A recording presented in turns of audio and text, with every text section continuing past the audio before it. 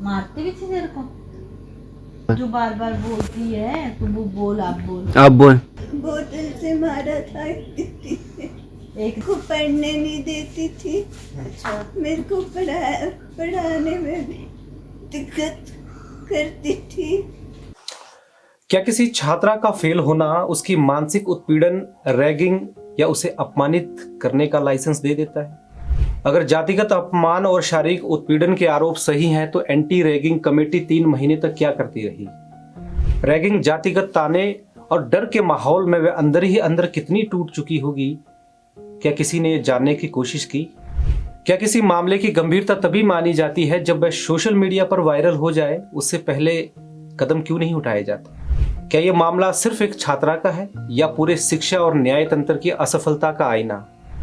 CM helpline पर शिकायत के बाद भी अगर 10 से 12 दिनों तक कोई ठोस कार्रवाई नहीं होती तो आम नागरिक न्याय की उम्मीद किससे करे? आज की इस खबर को शुरू करने से पहले एक पल के लिए आप अपनी आंखें बंद कर दीजिए और कल्पना कीजिए, एक बेटी जो घर से सपनों की उड़ान भरकर कॉलेज पहुंचती है, सुबह सुबह माँ की बनाई रोटी खाकर निकली हुई है।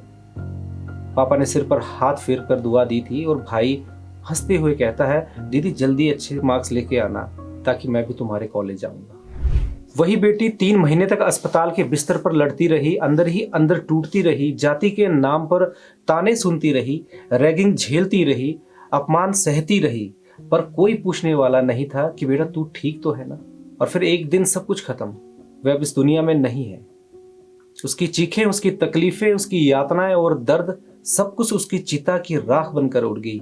लेकिन जो नहीं उड़ा वो है उसके माता पिता की आंखों में वो खालीपन, वो सवाल जो हर रात उसे सताएगा, काश हम कुछ और कर पाते, काश हमारी बेटी आज हमारे साथ होती। हम एक वीडियो देखते हैं, आंसू बहाते हैं और पोस्ट शेयर कर देते हैं और अगले पल स्क्रॉल करके आगे बढ़ जाते हैं, क्योंकि ये हमारी घर की बेटी नहीं थी। लेकिन कल को अगर यही दर्द आपके दरवाजे पर दस्तक दे, अगर आपकी बेटी, आपकी बहन, आपकी दोस्त इसी तरह सताई जाए, टूट जाए और चली जाए, तब शायद फर्क पड़ेगा। सवाल ये नहीं है कि वो बेटी क्यों चली गई, सवाल ये है हम क्यों चुप हैं? क्यों हमारे घर से लेकर कॉलेज तक, कॉलेज से लेकर दफ्तर तक बेटियां सुरक्षित नहीं है? क्यों सिस्टम तब तक सोता रहता है जब तक कोई जिंदगी न चली जाए? यह है पल्लवी की कहानी, धर्मशाला के एक कॉलेज की वो छात्रा जिसकी चीखें आज सोशल मीडिया पर गूंज रही है, लेकिन वो खुद अब हमारे बीच नहीं है। आज हम ऐसी बेटी की कहानी को लेकर आए हैं जिसका नाम तो दुनिया भूल जाएगी, लेकिन शायद उसकी चीखों को हमें जगाना चाहिए। जुलाई 2024 में पल्लवी ने धर्मशाला स्थित कॉलेज में बीए प्रथम वर्ष में दाखिला लिया। वो उत्साह से भरी थी,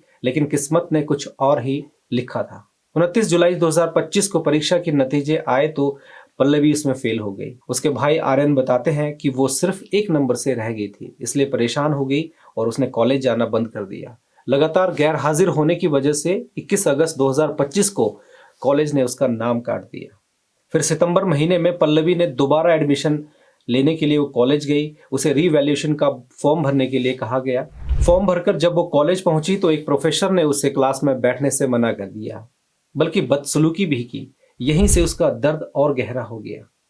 सोशल मीडिया पर वायरल वीडियो में पल्लवी रोते हुए बता रही है कि 3 सीनियर स्टूडेंट्स ने उसके साथ क्या क्या किया। सितंबर में उन तीनों ने मिलकर उसके साथ बहुत ज्यादा बदसलूकी की, शारीरिक रूप से प्रताड़ित किया और एक ने तो उस पर बोतल से हमला भी कर दिया।